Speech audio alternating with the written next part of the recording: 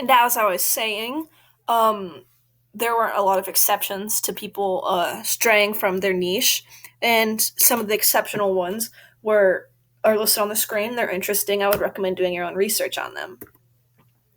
And something interesting is that noble women were sometimes patrons of the arts. This was one of the few things that they were allowed to do, and it helped shape medieval culture's perception of women. Because especially these two women, Eleanor of Aquitaine and Marie de Champagne, they were huge patrons of romantic literature and romantic poetry. And so they funded poetry that helped emphasize and create chivalric code and courtly love, which is basically like all you know about chivalry and knights falling in love with beautiful women. And it kind of helped to elevate the position of women from being like the positions of men and inferior to men to individuals that deserve protection and the love of like honorable men. And so this was a change because marriages of noble women were not meant for love. They were meant for wealth and prestige of the woman's family. So it was love is a very new concept. It's kind of similar to how Oscar Wilde viewed marriage within the importance of being earnest, that it wasn't seen as something for love. It was seen as something for status. And this idea that women deserved love was very new, and it helped women be seen as more human. And next, we're going to be moving on to the church. And so they, like I said, they provided the context of everyone's life. They kind of had the prevalent ideologies that everyone shaped their life by. And so a woman in the church was pretty much restricted to the nunnery. There wasn't a lot of other places she could go. There wasn't a ton of like hierarchy that she could climb up, whereas like a man could, go all the way to being a pope.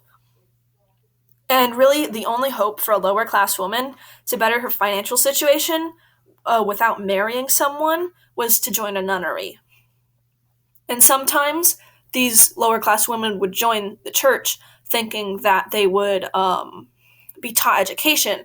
They were joining in hopes of being educated. But really, nuns were mostly illiterate, and they learned their prayers and devotions by memory. That even though these women that were seen as very important and very holy, they devoted their lives to chastity and to poverty, they were not even allowed to be taught to read most of the time, and they had to learn everything by memory.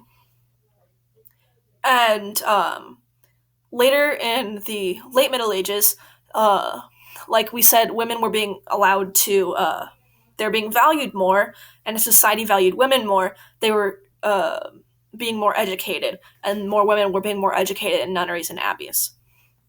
And a really interesting group of religious females was the Beguines in France. They're a female religious order where devoted women took care of each other, manufactured goods, and provided services for the communities. And it was really interesting because the Beguines were not nuns. They were not like official part of the church. Some women even came with children. And it was really a way for women to live their life according to their own values while still being like while still living to their religious values. And they could bypass, the hierarchy of a lot of men making things and a lot of guild laws, which we'll touch on later. And it was really, if I had to choose somewhere to be, it would be with here, because they weren't restricted as much by the church, and they weren't restricted by nobility, but they had a pretty good place in their life.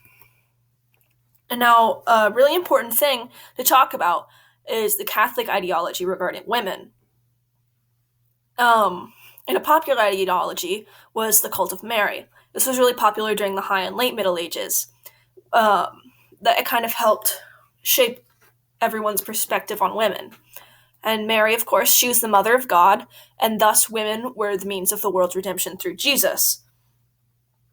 And so this kind of elevated the status of women, and it was